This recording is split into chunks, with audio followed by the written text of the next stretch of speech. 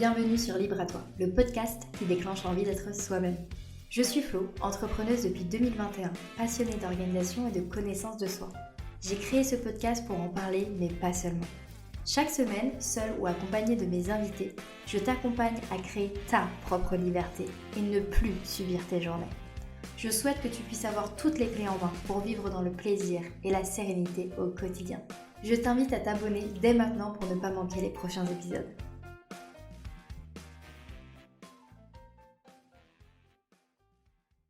Hello, cette semaine j'ai reçu Eugénie, avec qui on a parlé de cycle féminin, de notre chemin entre nos problématiques et le diagnostic qui expliquait nos symptômes, et quelles solutions nous avons choisies pour mieux vivre ces troubles. On parle aussi de la pilule et d'un autre moyen de contraception méconnu. Je te laisse découvrir cette conversation qui va peut-être t'aider dans notre propre questionnement ou te donner les bonnes clés pour aller plus loin dans ton observation de toi-même. Cet épisode n'est pas seulement réservé aux personnes menstruées. Tu peux l'écouter même si tu ne te sens pas concerné aux premiers abords par ce sujet et même si tu es un homme, car j'en suis certaine, tu apprendras plein de choses intéressantes également. Je te mets toutes les informations concernant Eugénie et tous les liens qui pourraient être utiles sur ce sujet et également quelques recommandations que je te fais d'autres épisodes de podcast, d'autres contenus qui sont hyper intéressantes sur tous les sujets que l'on aborde dans cet épisode. Petite mine d'informations dans la description. Bonne écoute à toi.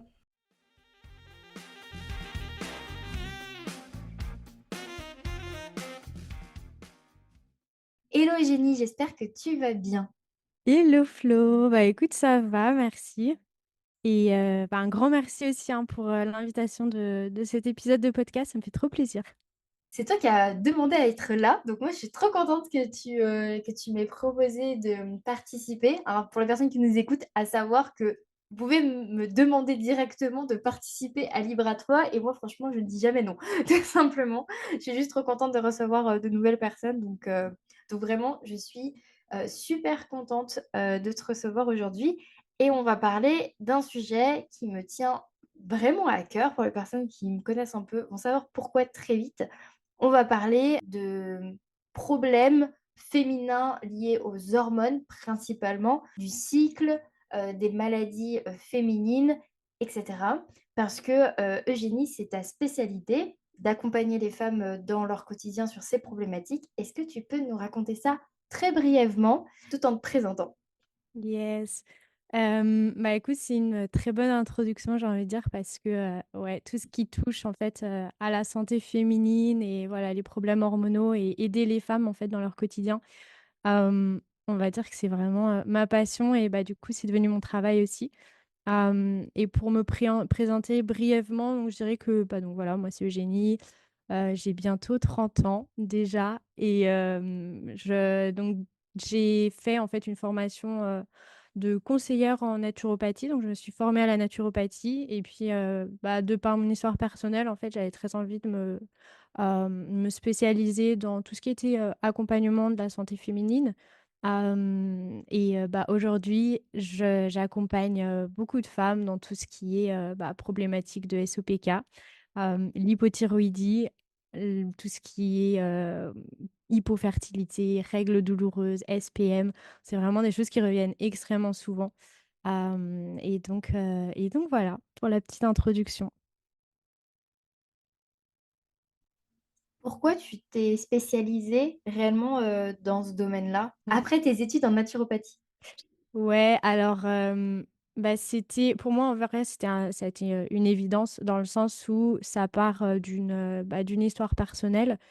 J'ai depuis mon adolescence, en fait, depuis que j'avais mes règles, j'ai eu des règles, très, très irrégulières, donc des cycles qui sont très irréguliers et c'est vrai que, bah, petit à petit, j'ai commencé à avoir des symptômes, supplémentaires, donc par exemple, de l'acné, la perte de cheveux, une baisse d'énergie et cetera.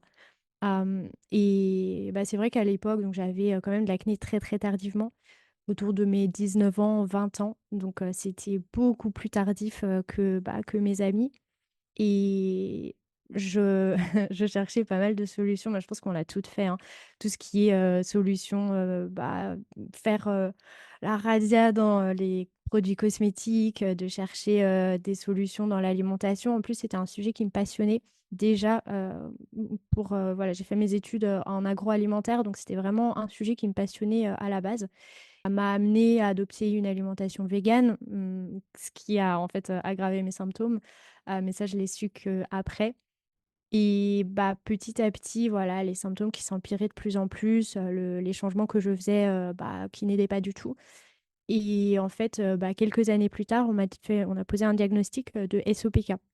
Donc, pour celles qui ne connaissent pas, c'est le syndrome des ovaires polykystiques et c'est un syndrome dans lequel on a tout un dérèglement hormonal qui s'installe avec, un excès de production d'hormones androgènes.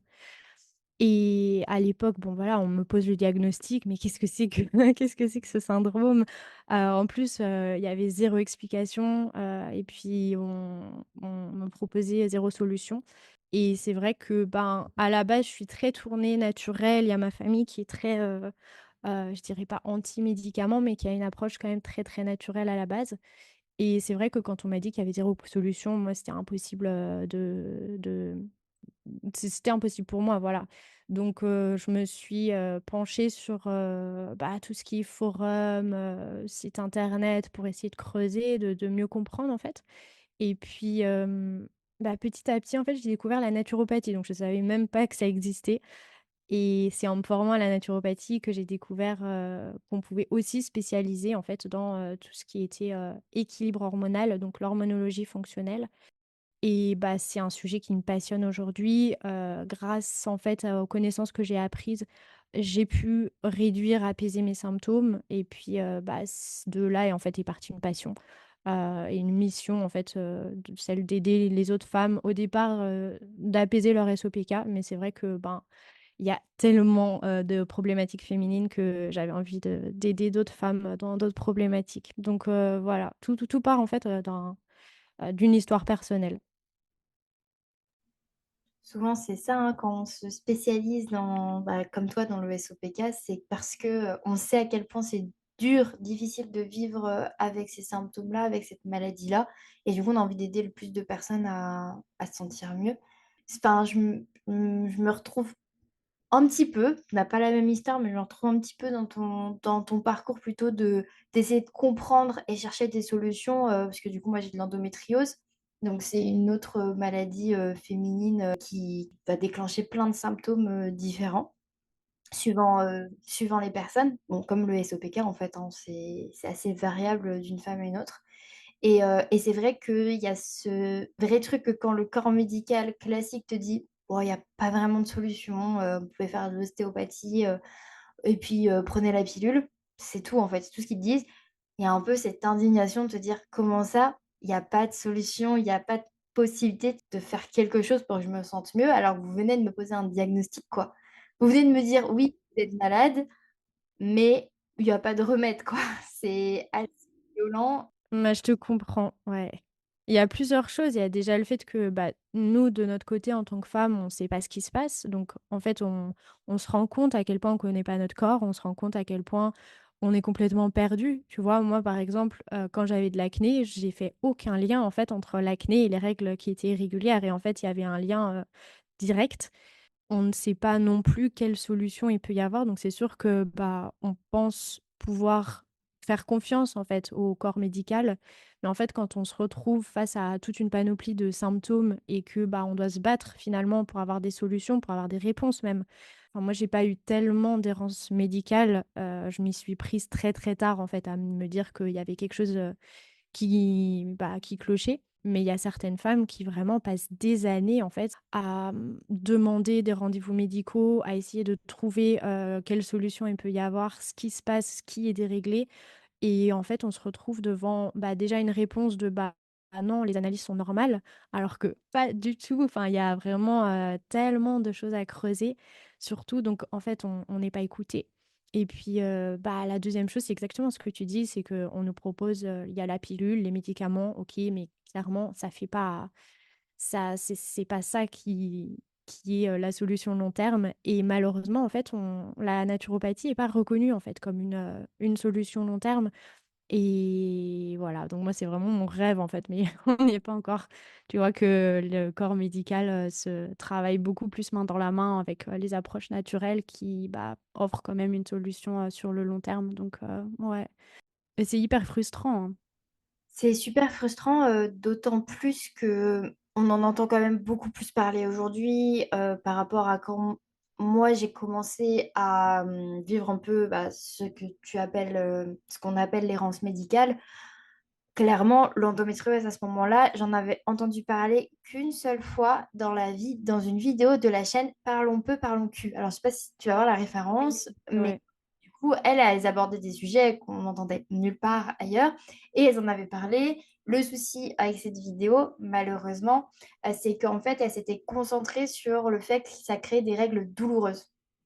Donc en fait, pour moi, endométriose était égale à règles très, très douloureuses, plus, plus, plus.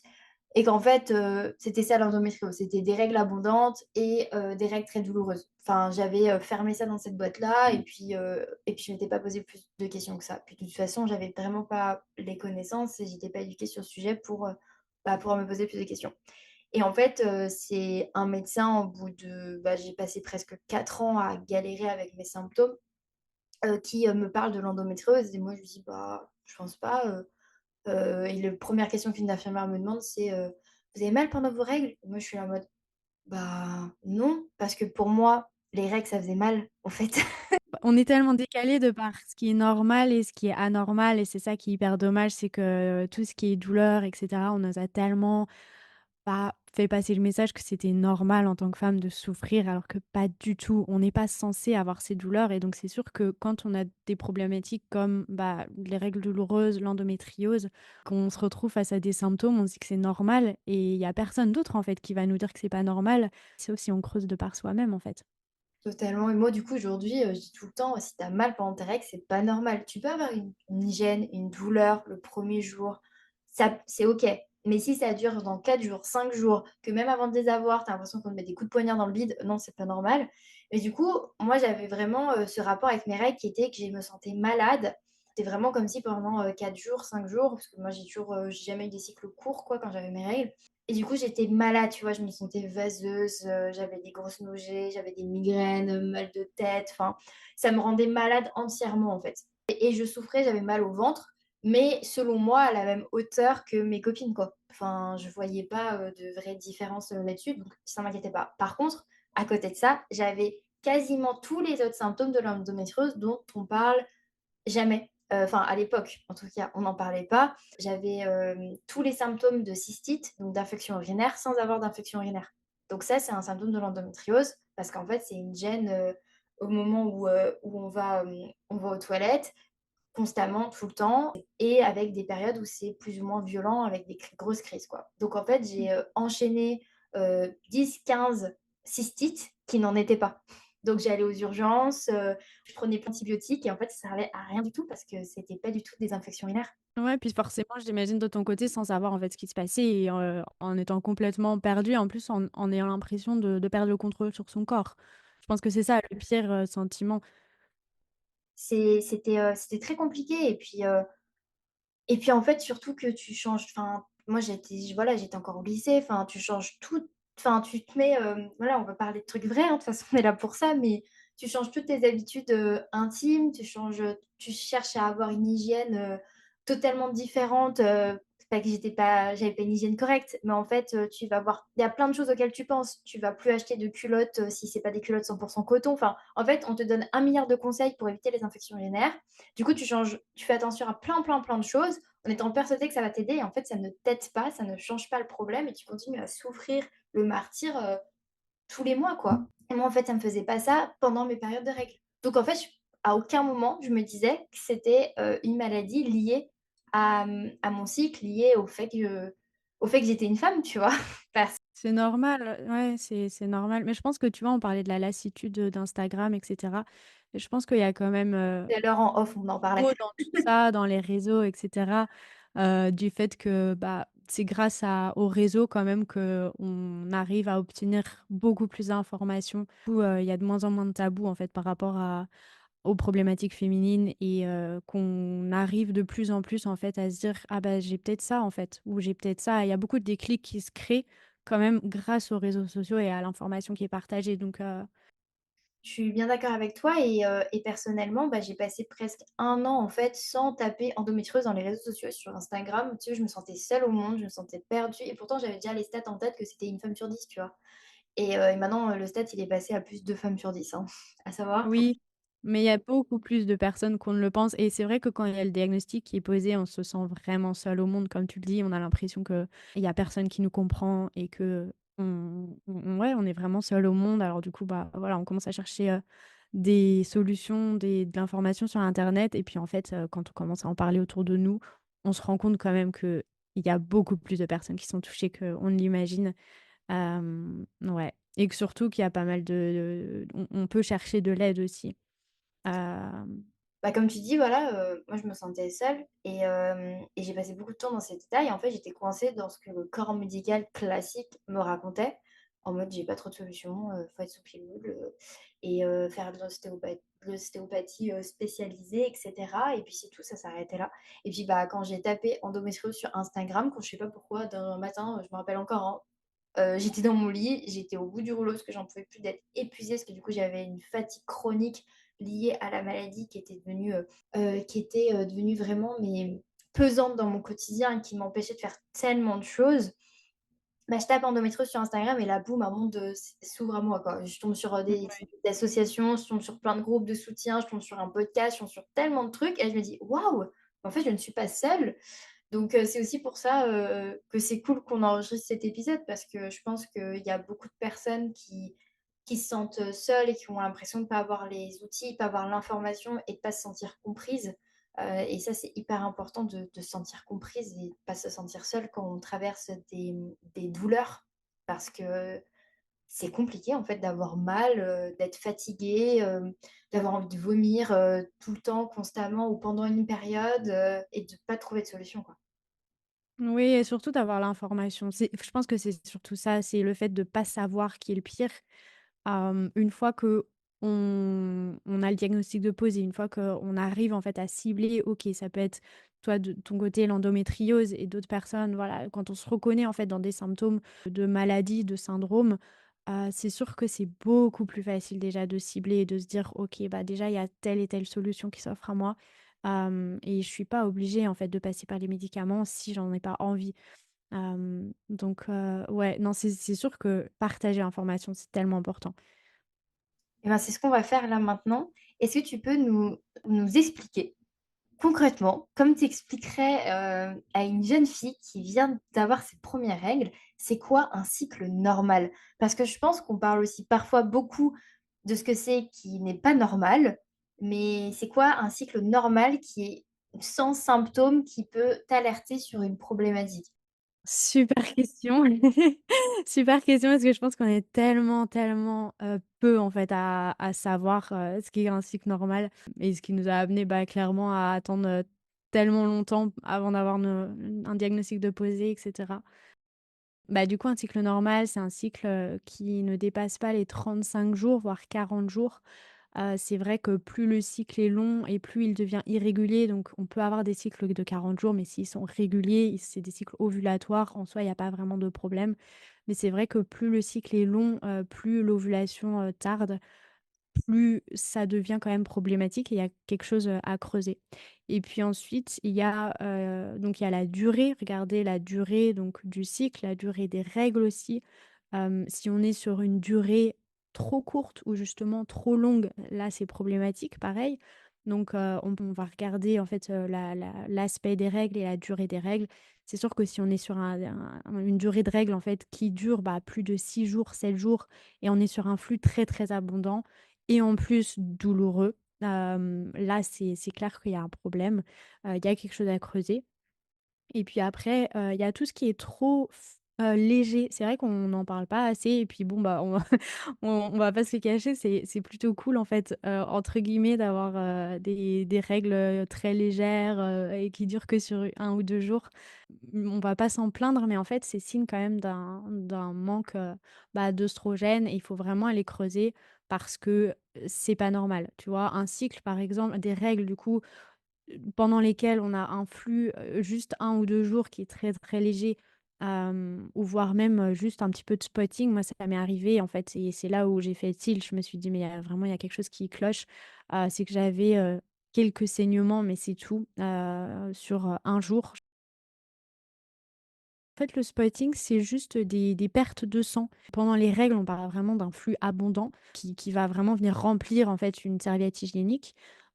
C'est le spotting, en fait, on est sur des pertes de sang qui sont très, très légères et qui ne suffisent pas à remplir une serviette hygiénique et en fait, le spotting, on peut en avoir, pour différentes raisons, à la fin de la phase lutéale, pendant l'ovulation, c'est des choses qui sont assez normales. Mais plus on a de spotting à certains moments du cycle, plus, bah, pareil, ça va être quelque chose qui va nous faire signe que quelque chose ne va pas. Donc par exemple, en fin de cycle, si on a du spotting sur plusieurs jours, par exemple, ça va nous, donner l'indication qu'on est en manque de progestérone. Si là, je lui disais, j'en ai fait, l'expérience, c'est que si on est sur des très, très longs cycles et que entre les 2 cycles, bah, on a juste 1 ou 2 jours de spotting du coup à la place de règles, là pareil, quelque chose ne va pas et on est probablement en fait sur des cycles anovulatoires. Donc c'est vrai que on pense qu'un cycle a forcément une ovulation, comprend forcément une ovulation, et c'est quelque chose que, bah, on apprend, hein, clairement, sur, les livres théoriques à l'école, les cours d'ASVT, c'est OK, le cycle dure 28 jours et puis l'ovulation est à J14. Alors qu'en fait, avec toutes les femmes que j'ai accompagnées, mais il y a 0 femme que j'ai accompagnée qui avait un cycle comme ça, quoi. Donc ça arrive jamais. Enfin bon, voilà, il y a 1 ou 2 de la population qui va avoir un cycle comme ça. Mais l'ovulation n'est pas quelque chose qui est en fait, ça n'arrive pas tout le temps et en fait, c'est là où ça va être hyper important de regarder aussi, c'est est-ce que mon cycle est ovulatoire? Donc comment on va savoir? Bah, c'est, est-ce que, j'ai une glaire qui est très fertile à un moment du cycle? Donc ça va être quand même autour de J14, J15, J20. On peut avoir, une ovulation plus tôt ou plus tard dans le cycle, mais c'est vraiment en fait, cette connaissance de qu'est-ce que j'observe et quels sont mes ressentis par rapport à ma glaire et puis après on peut pousser les choses, en prenant sa température basale, donc en appliquant en fait, les principes de la symptothermie. Mais c'est vraiment, ouais, d'essayer de se reconnecter à son corps, de se dire: «OK, est-ce que j'ovule?» Si j'ovule pas, clairement, il faut aller regarder. Quand mon cycle, de manière générale, dure plus longtemps que d'habitude, eh bien, c'est en fait d'aller regarder qu'est-ce qui s'est passé. Très souvent, c'est une phase folliculaire qui s'est rallongée, donc la première partie du cycle qui s'est rallongée et en fait une ovulation qui a été repoussée. Donc là, pareil, creuser, creuser, regarder en fait, qu'est-ce qui s'est passé? Est-ce que j'ai eu une période de stress trop intense? Est-ce que j'ai commencé à adopter une alimentation qui est hypocalorique, donc manger pas assez de calories? Là, clairement, le corps, il se met en situation d'adaptation, de stress, il se dit: «Oh là, c'est pas le moment d'aller procréer, on va pas faire de bébé pour l'instant» et en fait, il va repousser l'ovulation. Donc il y a pas mal de choses, à regarder. Le SPM aussi, oh là là, un cycle normal ne comprend pas en fait de SPM, ça c'est ultra, ultra important à comprendre. Ah ouais? Croyance générale que en fait le SPM est obligatoire pour toute femme, quoi. Bien sûr qu'il y ait un cycle. Ouais et ben c'est ultra, ultra dommage que ça circule parce que et après voilà, c'est entre amis, bah oui, c'est normal, j'ai les SPM, c'est normal, tu en fin de cycle, mais en fait, c'est pas normal. Donc c'est des symptômes qui peuvent s'expliquer et en fait, il faut vraiment aller regarder pourquoi, on a ces symptômes. Et très souvent, en fait, c'est un reflet d'un déséquilibre au niveau des œstrogènes et de la progestérone et donc de pas assez de production de progestérone et trop d'œstrogènes circulant ou au moins trop d'œstrogènes, produits, en fait, par rapport, à la production de progestérone. Et donc ouais, non, les vraiment les symptômes de SPM, donc tout ce qui est, oui, pour celles qui savent pas vraiment de quoi on parle, c'est tout ce qui est donc c'est les symptômes, qu'on pourrait avoir avant nos règles, donc les symptômes prémenstruels et qui comprennent, en fait, tout ce qui touche au physique et tout ce qui touche à l'émotionnel. Donc on a la rétention d'eau, on a vraiment tout ce qui est, seins sensibles, les seins douloureux, l'acné, Il y a certaines femmes qui font beaucoup de rétention d'eau aussi à ces moments de cycle, les ballonnements et puis, pour ce qui est émotionnel, bah, c'est clairement, moi j'ai des femmes qui me disent: «Mais moi j'avais carrément des idées noires, voire même des idées suicidaires». Clairement, c'est pas normal. Forcément à la fin du cycle, bon, on n'est pas au top de notre forme, mais c'est normal et on a moins l'envie de faire, mais c'est normal, ça s'explique par ces changements hormonaux. Mais c'est sûr que on va être un petit peu moins on va avoir moins d'énergie, plus de fatigue, plus de besoin d'introspection, mais vraiment être à peau sensible et vraiment avoir des idées noires, c'est pas normal. Donc voilà, il y a vraiment tout ce qui touche, à l'émotionnel et tout ce qui touche, au physique. Bon, maintenant, je dirais, c'est pas normal d'avoir mal pendant ses règles, c'est pas normal de déprimer avant ses règles. Exactement. Ça ne doit pas être banalisé et ri en fait, parce que c'est vrai que sur les réseaux sociaux, on utilise souvent le SPM comme la bonne excuse pour les mauvaises journées en fait, et les journées où on se sent pas bien, où on n'est pas bien, où tout va mal. Mais en fait, non, c'est important de rappeler que si on a un cycle équilibré, on n'est pas censé aussi mal vivre du coup nos règles, mais aussi du coup l'avant-règle, quoi. Ça, c'est hyper important C'est de... exactement ça. Ouais, c'est exactement ça et clairement, il faut vraiment essayer de conscientiser ça parce que c'est sûr que tout ce qui touche, en fait, au déséquilibre hormonal donc c'est vrai que moi, j'essaye vraiment de faire passer le message que, OK, on pense très souvent quand on parle hormones, on pense très souvent aux hormones reproductrices donc œstrogènes, progestérone, testostérone mais en fait, les hormones, elles ont tout un effet domino sur le corps. Et tout ce qui vient impacter et vice versa, donc les oestrogènes, la testostérone, la progestérone, va avoir une conséquence sur les autres hormones du corps, donc l'insuline, le cortisol. Il y a plein d'hormones dans le corps qui travaillent en fait main dans la main et c'est sûr que quand il y a quelque chose en fait qui est déséquilibré et qu'on laisse ce déséquilibre s'installer, ça va impacter les autres hormones avec des conséquences vraiment graves sur la santé. Donc par exemple la résistance à l'insuline, le diabète de type 2, des cancers hormonodépendants énorme et l'épuisement, le burn-out, vraiment tout ça, c'est lié aux hormones et c'est ultra, ultra important en fait de s'écouter, de conscientiser que c'est pas normal et de chercher des solutions. Ça, c'est vraiment très, très important. Et donc ouais, le SPM, c'est déjà un début, de signaux en fait que le corps nous envoie et pour nous dire que, bah, c'est pas normal, il faut vraiment aller, rechercher ce qui se passe. Merci beaucoup pour tous ces rappels et pour avoir un petit peu expliqué. Si je retiens bien pour résumer, on ne s'inquiète pas si on a un cycle entre 28 et 33 jours à peu près, c'est ça? Ouais, c'est ça. On s'inquiète pas, si on a des règles qui durent, entre 3 et 4-5 jours. Par contre, on s'inquiète s'il y a des douleurs, s'il y a du mal-être, psychique ou physique. On s'inquiète si on a des règles qui durent trop longtemps ou trop peu, si on a des règles trop abondantes ou pas du tout, ou très peu présentes. Et on commence aussi à se poser des questions si avant les menstruations, eh bien, on se sent mal pour plusieurs raisons différentes, que ce soit dans la tête ou dans le corps. Est-ce que Ouais, c'est c'est bien ça? exactement ça. Yes. Non, franchement, très, très bien résumé, c'est exactement ça. Moi, je trouve ce sujet juste passionnant. J'ai envie de te demander, parce que c'est mon cas, et peut-être qu'il y a plein de personnes qui nous écoutent qui sont aussi dans ce cas-là.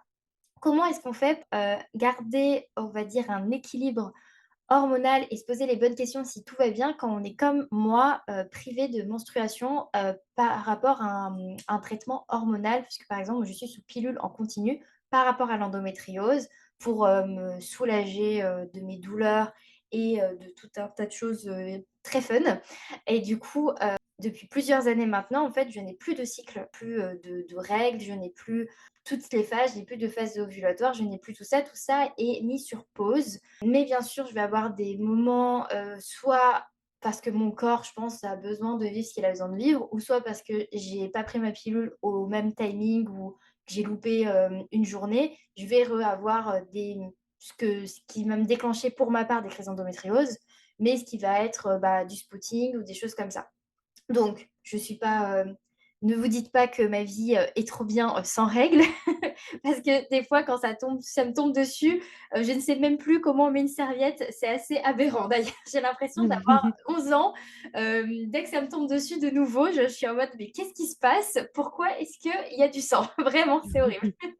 Mais du coup, comment est-ce qu'on peut, gérer un peu cet équilibre hormonal aussi? Si tu as des petits conseils, enfin pour, se poser les bonnes questions quand on est, sous traitement et qu'on n'a plus ce cycle-là et qu'on ne peut pas justement se référer à ce dont tu viens de parler? Ouais, c'est une super question et c'est vrai que j'ai pas l'habitude d'y penser parce que, bah, je personnellement, j'ai jamais pris la pilule et je ouais, je j'y pense pas suffisamment.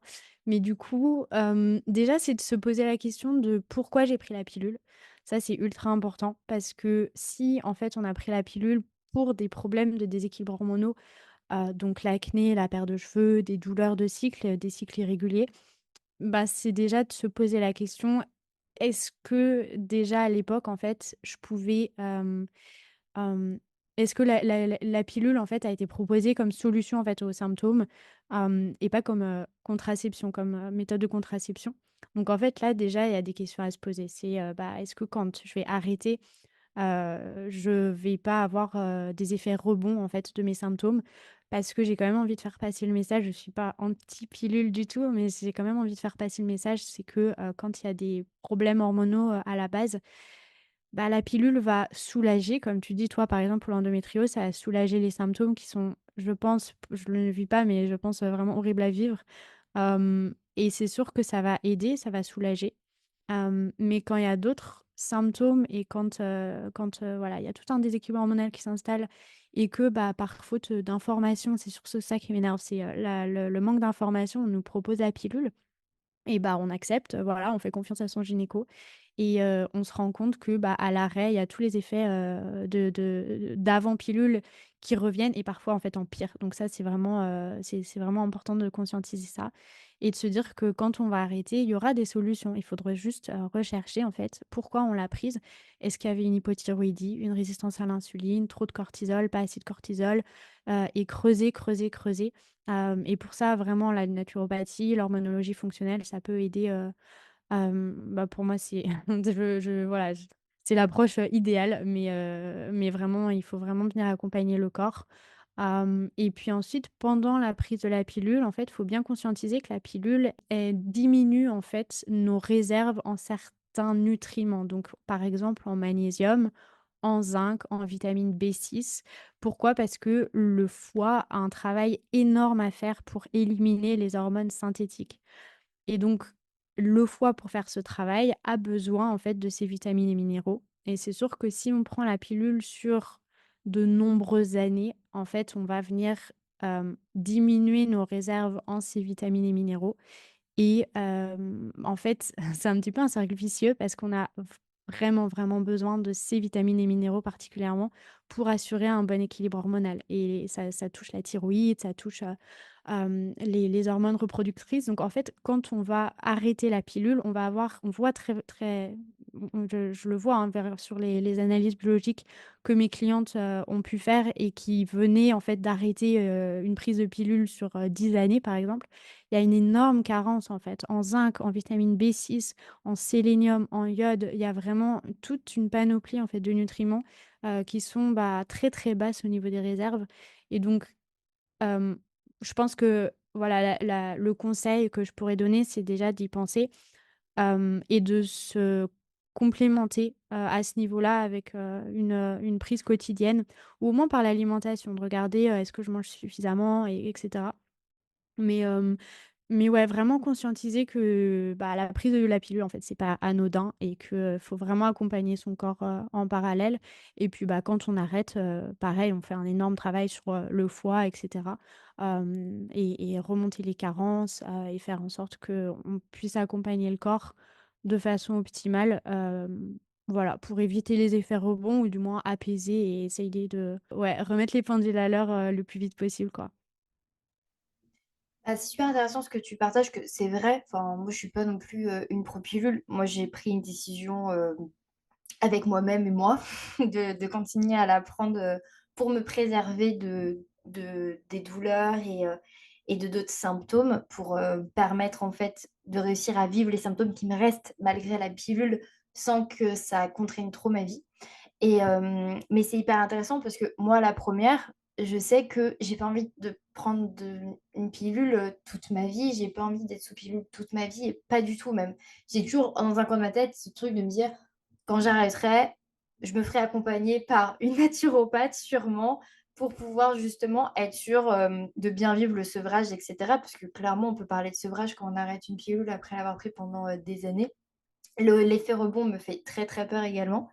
Et aussi, c'est hyper important, bah, de rappeler, l'impact sur le foie parce que moi, je sais que quand, j'ai été mise sous pilule, en continu, en parallèle, j'avais fait la rencontre d'une ostéopathe, naturopathe qui m'avait donné des super conseils par rapport à ça et c'est vrai que je les ai toujours gardés en tête, mais il est possible que plein de personnes qui sont sous pilule en continu ou même sous pilule tout court, aujourd'hui, ne les aient pas du tout, en fait, en tête. En fait, il faut prendre soin de son foie, tous les jours, quoi. Genre vraiment, son foie, il faut se dire que c'est son meilleur pote et dans l'alimentation, dans le rythme de vie, vraiment, moi, j'essaye de en fait, de le coucouner le plus possible parce qu'il me rend service en traitant ma pilule tous les jours, quoi.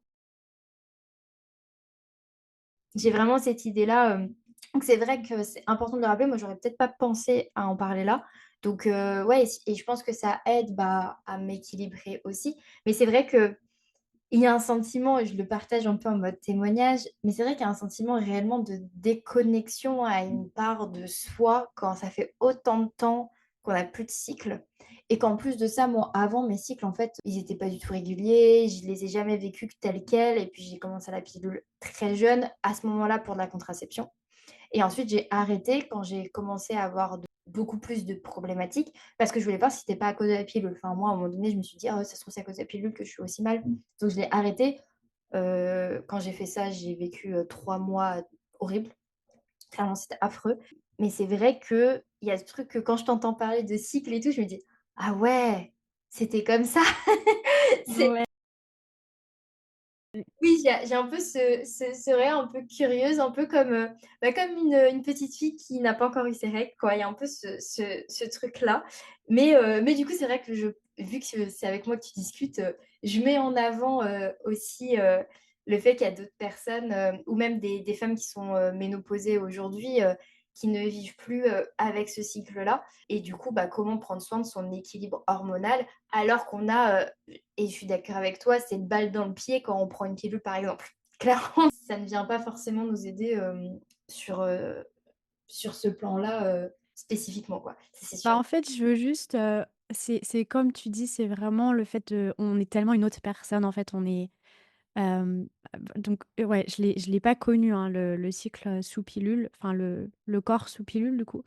Hem, mais de par, ouais, les témoignages que j'ai, bah, des femmes qui ont arrêté du coup, elles se retrouvent et elles connaissent en fait, un nouveau corps, en fait, une nouvelle énergie et d'autres choses. Et je pense que le plus important, c'est vraiment d'avoir conscience, en fait, de tout ce que les effets, sous pilule nous apportent, enfin de ce que la quel impact, en fait, la pilule a sur notre corps et quel impact, et qu'un cycle sans pilule n'est pas forcément un cycle problématique. C'est surtout ça, en fait, parce qu'on se dit souvent: «Bah, non, mais si j'arrête, j'aurai, tel et tel symptôme».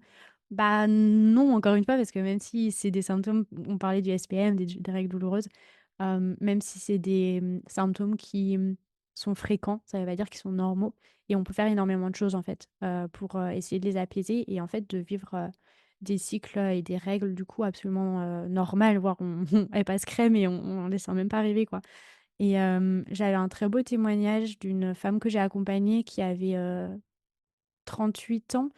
Quelque chose, enfin, elle avait autour des 40 et elle a pas eu d'enfant. Elle était, sous pilule, pendant des années, et en fait, bah, avec l'accompagnement ensemble, elle a arrêté la pilule, c'était son souhait, hem et voilà, elle a connu quelques mois, sous cycle, normaux et elle avait plus ces symptômes et elle revivait et elle s'est, retrouvée, en fait et quelques mois plus tard, ouais, elle m'a envoyé un petit message, sur WhatsApp. Elle m'a dit: «Écoute, je pense qu'il y a la ménopause qui arrive, j'ai tel et tel symptôme». Et en effet, tu vois, et en fait, je me dis, mais waouh, c'est dingue, en fait. Elle a connu son vrai corps que sur bah, un an. Et ensuite, il y a les symptômes de ménopause qui sont arrivés. Donc, ouais, non, je trouve ça dingue que on bah, on ne se connaisse pas vraiment, en fait. Mais encore une fois, voilà, je suis pas anti-pilule et je pense que ça soulage énormément de femmes. Mais c'est juste que, faut prendre conscience des effets pro et des effets contre et c'est quelque chose qui est tellement, normalisé qu'on oublie que c'est possible sans. C'est sûr que personnellement, aujourd'hui, je prendrais pas de pilule uniquement pour la contraception, par exemple. Mais c'est vraiment personnel, hein, là, aucun jugement de valeur, ou quoi que est-ce. Mais c'est juste que, bah, en fait, aujourd'hui, la pilule, je la prends comme un médicament, comme un traitement. Je la vois comme ça, en fait. Je la vois plutôt comme un moyen de contraception. Et c'est vrai que du coup, bah, je me suis déjà posé la question plusieurs fois si demain je décide d'arrêter la pilule comme traitement, mais en fait, pour le moyen de contraception, est-ce que je prendrais une pilule? Et en fait, ça a été assez évident dans ma tête que non, parce que pour moi, c'est pas une solution, qui me conviendrait finalement. Donc c'est là où c'est assez contradictoire et que c'est intéressant, bah, de mener quand même, la conversation sur ce sujet-là, parce que je pense que c'est assez méconnu quand même. Après voilà, on n'est pas rentré dans le détail de la pilule, mais si, justement, voilà, toutes les 2 on est conscientes que c'est pas forcément quelque chose qui est bon pour le corps, c'est parce que en fait, ben, la pilule en soi, il y a plein d'études qui montrent et il y a plein de choses qui nous montrent très bien que, elle est pas faite pour nous faire que du bien. Clairement pas, surtout si on la prend alors qu'on n'a aucun problème et qu'en fait on en a besoin que pour un moyen de contraception. C'est un sujet qui est délicat et je suis pas assez renseignée dessus pour, mener le débat à bien, ça c'est sûr et certain. Mais c'est important et c'est vraiment le petit message de se renseigner comme tu disais et d'en être conscient, d'être consciente de ce qu'on prend en fait et de ce qu'on met dans notre corps tout simplement, comme qu'on est conscient de ce qu'on mange, de ce qu'on boit, c'est pas anodin en fait. Non, mais c'est ça et en fait, moi, ce qui me dérange beaucoup, c'est qu'on la propose comme, seule et unique solution, miracle, en fait, comme, un Doliprane. Voilà, on la donne vraiment comme, un petit bonbon, et en fait, on n'a pas conscience, bah, des effets, secondaires qu'elle peut avoir sur le corps et surtout, on n'a pas conscience forcément, tu vois, des autres, méthodes de contraception. Si, elle nous convient comme méthode de contraception, il y a pas de enfin, voilà, le choix est vraiment, propre à chacun. Mais c'est sûr que, il y a d'autres méthodes dont on parle pas suffisamment malheureusement et moi j'aime beaucoup, beaucoup partager le fait que, bah, de mon côté, j'utilise la symptothermie. Déjà, je sais même pas si, celles qui nous écoutent, en ont entendu parler, mais c'est le f et je sais que ça peut faire très, très peur de se dire: «Ouh là, c'est quoi ce truc?» Bah, c'est en fait le fait d'écouter vraiment son corps, d'observer les signaux de son corps, parce qu'on a vraiment des informations très, très, très précieuses, qu'on peut observer. Et comme on en parlait au début, donc c'est tout ce qui est, l'observation de la glaire, de l'évolution de la glaire, des évolutions de température basale et vraiment quand on connaît en fait, les signaux qu'il faut observer et les signes de fertilité, d'infertilité, on peut pas se tromper en fait sur ces périodes de fertilité, ces périodes d'infertilité et c'est une très, très, très, très bonne méthode. Alors, ça peut être une méthode d'observation.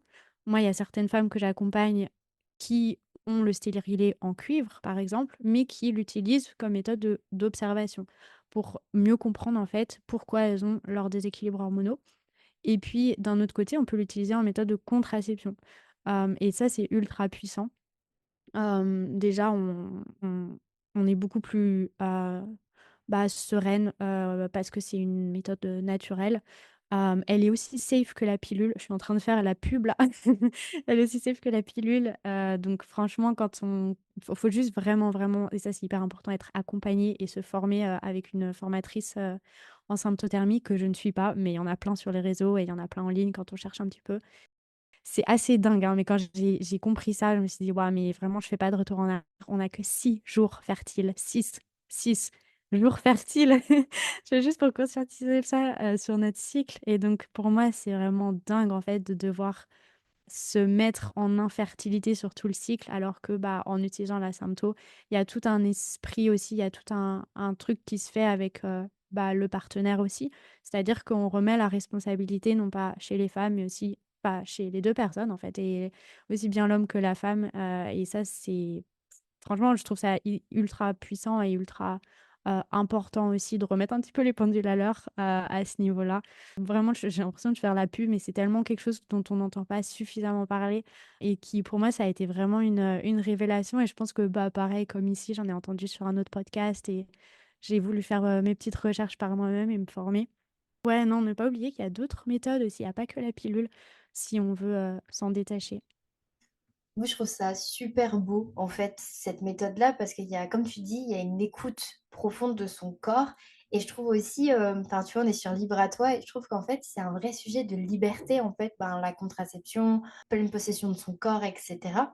Le fait de se connaître suffisamment pour identifier ces fameux 6 jours où tu es fertile et que les autres jours, en fait, tu te sentes libre ben, de ta vie sexuelle sans aucune crainte si c'est pas le moment où tu désires un enfant, tout simplement. Je trouve que c'est une vraie liberté, en fait, parce que comme tu dis, bah, l'acte de prendre une pilule comme contraceptif tous les jours et qu'en plus de ça, si tu l'oublies une journée, alors que c'était pas du tout la journée où tu aurais pu être fertile en plus, hein, ça te crée Mmh. un déséquilibre qui fait que du coup, potentiellement, tu as un risque. Et bah, c'est sûr que ça t'enferme aussi dans quelque chose dans ta tête et dans ton corps. Ah ça, c'est dommage. Donc oui, après, c'est des sujets qui sont hyper personnels et c'est pas, ça a pas vocation, ce que je dis, à vous faire, changer d'avis ou à vous faire remettre en question vos décisions.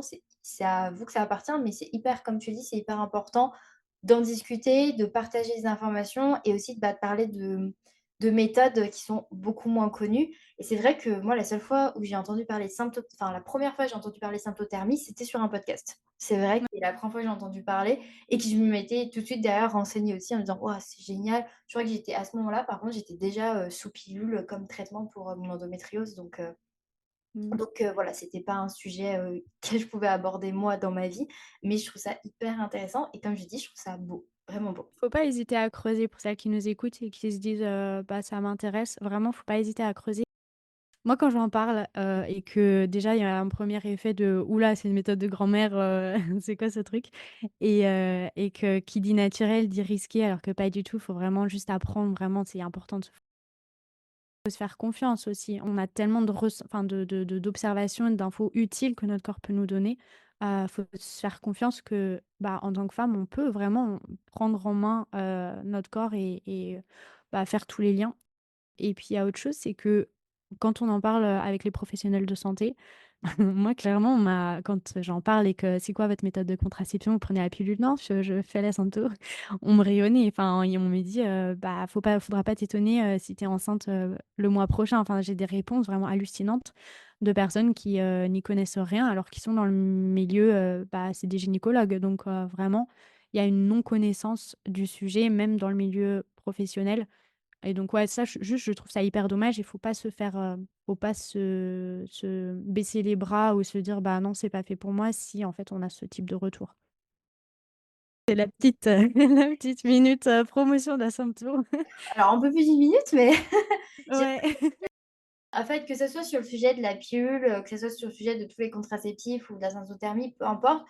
Dans tous les cas, je pense qu'on n'en parlera jamais assez, à quel point en fait, on a le choix, à quel point on est propre décisionnaire de ce qu'on choisit de faire avec notre corps et pour soi, pour sa santé physique ou mentale, pour sa charge mentale aussi, parce que bon mais on pourrait partir en fait sur un sujet entièrement dédié à la contraception, à la charge mentale et cetera lié à ça et à tous les risques de ce qu'on peut s'infliger à notre corps alors que c'est pas du tout ce dont on a envie ou besoin. On pourrait partir là-dessus. Mais c'était pas le sujet de base, on a totalement dévié.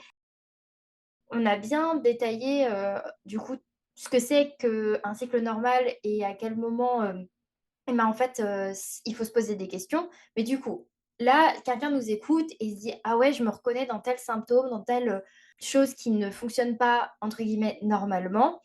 Qu'est-ce que cette personne peut faire? Là, maintenant, qu'est-ce qu'elle peut faire? J'imagine commencer à bien s'observer. Ça, c'est un peu Mmh. la base. Eh bien, ouais, se tourner du coup, bah, se tourner vers son professionnel de santé et là vraiment c'est ultra important, c'est de faire des bilans hormonaux, micronutritionnels qui sont poussés et je sais que ça peut être un petit peu le parcours du combattant parfois, mais il faut pas hésiter à changer de professionnel de santé. Mais ces bilans en fait vont nous permettre de mettre en lumière, bah, les déséquilibres hormonaux qui sont installés et les carences micronutritionnelles et il y en a à tous les coups. Vraiment, j'ai pas vu un bilan passer, sans carence et il y a toujours des choses, en fait, qui sautent aux yeux et surtout, en fait, de faire le lien entre tous nos symptômes parce que très souvent, en fait, tout est lié. Aussi bien l'état émotionnel que la perte de cheveux, que les cycles irréguliers, que l'acné, que les troubles digestifs même. Tout ça, c'est très souvent lié, et donc voilà, faire les rapprochements. Regarder aussi son alimentation. Très souvent, bah, par exemple, quand il y a des problématiques de prise de poids, c'est vrai qu'on en a pas trop parlé, mais la prise de poids aussi, il faut regarder au niveau, hormonal. Hem, il faut en fait essayer de soutenir son corps le plus possible, se dire, hem et moi, j'en parle parce que c'est vraiment l'erreur que j'ai faite, c'est de me dire: «Bah, quelle alimentation en fait je peux supprimer pour améliorer mes symptômes, donc dans mon cas, c'était l'acné. Donc vraiment de supprimer donc le lactose, le gluten. Après, je suis passée à supprimer les produits laitiers, supprimer la viande, passer à une alimentation végane. Enfin, vraiment, j'ai essayé de tout, tout, tout supprimer. En fait, j'ai fait que aggraver mes carences, mais de se dire en fait, de prendre le problème à l'envers, de se dire: «Bah, OK, comment je peux soutenir mon corps le plus possible?» Donc on oublie vraiment, on oublie tout ce qui est régime, on oublie, tout ce qui est, ouais, essayer de retirer des choses tout le temps. Mais en fait, on vraiment prendre un petit déjeuner protéiné, prendre, 3 repas par jour qui sont ultra complets, ne pas oublier le gras. C'est vrai qu'en fait, on a eu tellement, tellement de messages, bah, par, l'industrie agroalimentaire de les glucides, c'est mal, les lipides, c'est mal, le tout est mal, donc ça, c'est ultra dommage. Et en fait, le corps, déjà, la base de la base, c'est bien manger et pour bien manger, il faut juste une assiette qui est bien, bien remplie. Hem, donc il y a ça, donc les bilans, ça, l'alimentation, le stress, regarder, au niveau du stress, bah, comment ça se passe? Est-ce qu'on n'est pas trop stressé? Parce que très souvent, voilà, c'est les 2 piliers, qui impactent et augmentent, en fait, le cercle vicieux donc du déséquilibre hormonal. Et puis, ben, si on n'a pas de réponse aussi, avec, son professionnel de santé, déjà, on peut pousser les bilans sanguins, ça c'est important à savoir, c'est qu'on peut pousser en fait les bilans sanguins avec, en passant par, des laboratoires privés. Donc on a LIMS, on a Barbier.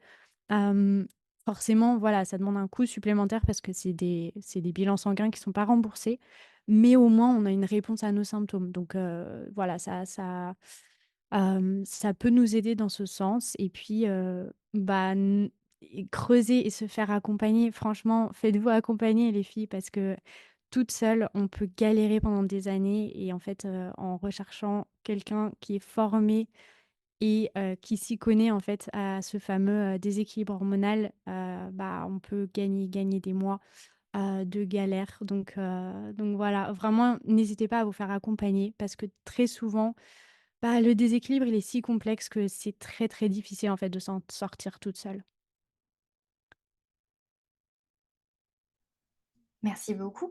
Est-ce que là, ça m'est venu pendant que tu parlais, mais est-ce que tu aurais un message, pour, nos amis les hommes? Ouais, j'adore. Laissez pas, ouais, laissez pas vos femmes déjà, dans dans cette galère, à galérer toute seule dans le sens où, bah, quand on parle, là, clairement, je suis en train de penser fertilité, de penser, bah, tu vois, les femmes qui sont en projet bébé, par exemple. Les hommes, franchement, la fertilité, bah, déjà, elle impacte, et il faut vraiment travailler, en fait, aussi bien sur l'homme que sur la femme et donc c'est ultra important je que l'homme, en fait, mette en place, bah, les mêmes, conseils santé, qui sont proposés, aux femmes parce qu'au final, bah, les hommes aussi, en fait, ont une fertilité qui régresse au fil des années, dans le sens où, bah, quand, on regarde 50 ans, pardon, en arrière, les hommes étaient beaucoup plus fertiles et Bah, c'est on n'y pense pas souvent, j'adore ta question et c'est sûr que les hommes doivent aussi, penser à leur fertilité et aussi, se faire accompagner si ils en ont envie ou au moins, tu vois, bah, appliquer les conseils, santé et alimentation, gestion du stress, compléments alimentaires, bah, qu'on propose aux femmes. Ouais, pensez à vous aussi, quoi. C'est super parce qu'en plus, moi, ce que je vois tout de suite, c'est le couple dans le projet bébé qui partage la même routine, en fait. Tu vois, la même nouvelle routine d'alimentation, etc. Et du coup, c'est pas une personne qui a l'impression de subir des efforts, on va dire, un petit peu toute seule, alors que le projet est à deux, quoi. Donc ça, je trouve ça bien. Et même si il n'y a pas d'indication particulière pour le couple, il n'y a pas de voilà, il y a pas d'endométriose, il y a pas d'SOPK, il y a pas de signes qui font dire qu'il va avoir un problème pour faire un bébé. Bah, en fait, enfin, de toutes les personnes que je connais qui ont tenté l'expérience, tout le monde se met à faire quelques efforts sur son alimentation, etc. à ce moment-là. Enfin, bon, pas tout le monde, je vais pas faire une généralité, mais une grande partie de personnes commencent à se poser deux, trois questions quand même. Donc c'est vrai que c'est bien de se dire en fait, c'est pareil pour tout le monde et si en plus on est plus détendu parce qu'on mange mieux, on est plus en forme C'est que parce qu'on bénef, mange hein, mieux, les gars qui on se m'écoutent. sent mieux parce C'est que bénef. En qu'on plus, a un rythme de bah, il y vie aura moins de qui charge fait que du mentale coup du on se côté sent de la mieux, femme, donc ben, on est c'est encore sûr dans de que, meilleures conditions pour ouais pouvoir, et mener à bien l'énergie ce sera projet, et ça c'est top quoi.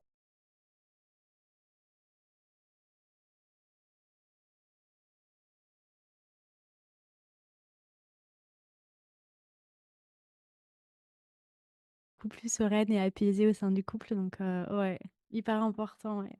Ça aussi, c'est un sujet trop intéressant de parler, voilà, de faire un bébé et de tout ce qui accompagne ce choix-là. Un jour, peut-être, j'inviterai des personnes avec qui en discuter. Je trouve ça trop intéressant et pourtant, c'est pas du tout mes projets et mon envie, mais je trouve ce sujet extrêmement intéressant. Donc, je peux vite digresser également. Eh ben, merci beaucoup, Jenny, pour tout ce que tu as partagé avec nous sur ce sujet. Est-ce que tu as encore des choses que tu as envie de rajouter, des conseils à donner pour les personnes du coup bah, qui nous écoutent et qui sont peut-être dans des problématiques hormonales? Le corps est un outil ultra puissant et en fait, je vois souvent qu'on travaille contre le corps, mais il faut se dire que tous les petits signaux, tu vois, que le corps nous envoie et que malheureusement très souvent on pense normaux, ils veulent nous dire quelque chose et ils veulent nous dire qu'il y a quelque chose qui est déséquilibré, ouais, à l'intérieur, du corps, quoi. J'ai vu quelques posts passer sur, Instagram de dire que, bah, tu vois, bon, là, vraiment, on parle de problématiques très, très lourdes et ouais, enfin, très, très lourdes, mais que tout ce qui est diabète du type 2, résistance à l'insuline, le burn-out et cetera, en fait, c'est pas on peut déjà le prévenir et on peut prévenir, en fait, toutes ces complications très, très sérieuses plus tard en écoutant, en fait, nos petits signaux qui, on pensait étaient petits, mais qui veulent déjà dire énormément de choses quand on est plus jeune, ou du moins, bah, tu vois, s'y prendre à temps. Parce que voilà, le corps nous envoie plein de signaux, en fait, pour nous dire qu'il va pas bien et c'est important de les écouter à temps.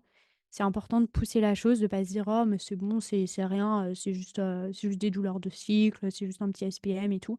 En fait, c'est vraiment des choses qu'il faut prendre sérieusement et bah, creuser, ne pas hésiter aussi à se tourner vers quelqu'un qui s'y connaît. Enfin, si on n'y arrive pas toute seule, vraiment essayer de se faire accompagner là-dedans parce que c'est ultra, ultra important.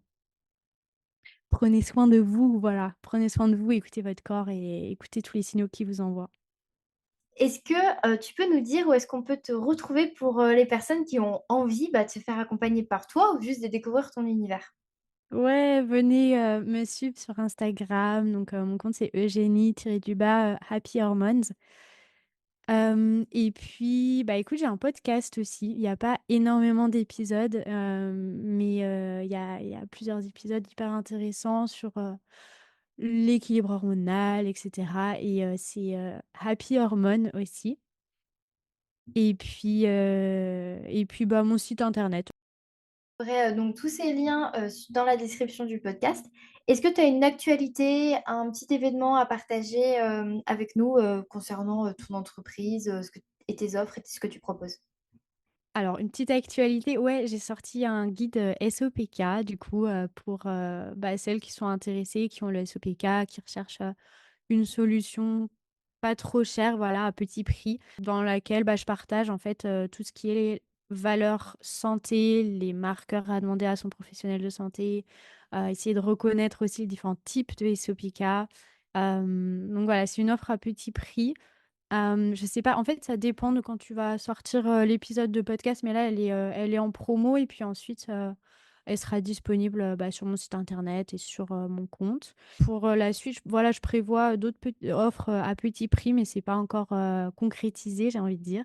Et puis, on a pas mal parlé de SPM et c'est vrai qu'il y a je propose un atelier SPM aussi dans lequel on peut retrouver, tout ce qui est, recettes, les compléments alimentaires à prendre, comprendre aussi son type de SPM parce que là aussi, il y a plusieurs déséquilibres, possibles et puis, des solutions pour clairement, vivre son cycle sans SPM, parce que oui, c'est possible et après, pour celles qui sont intéressées, je fais, des offres plutôt accompagnement moyen et long terme, pour vraiment cibler, et creuser sur tous les points possibles, pour qu'on apaise les symptômes le plus vite possible. Ok, merci beaucoup. Encore une fois, c'est passé beaucoup trop vite cette conversation sur cet épisode. Mmh. J'ai Ouais, franchement 40 minutes, ça passe beaucoup trop vite. Je pensais pas que ça passerait si vite. C'est beaucoup trop rapide. Après, on me dit de faire des épisodes un peu moins longs. Et puis, moi, je suis en mode, mais ouais, mais moi, je m'éclate trop à discuter avec les gens. Ça peut pas être plus court. Franchement, c'est impossible. C'est très, très compliqué. Maintenant, tu comprendras pourquoi les épisodes sur les bras sont aussi longs. En tout cas, merci beaucoup pour tout ce que tu as partagé avec nous, pour cette conversation. Enfin, moi, j'ai appris des trucs. Vraiment, l'histoire du SPM, c'est vraiment le truc que je retiendrai parce que pourtant, je suis plutôt bien renseignée sur tous ces sujets-là. Enfin, du moins, je croyais. Mais en fait, super intéressant. Donc, merci beaucoup. J'espère que vous aussi, ça vous a plu. On va pouvoir passer à la question signature du podcast. Est-ce que tu es prête? Oui. Non, mais oui.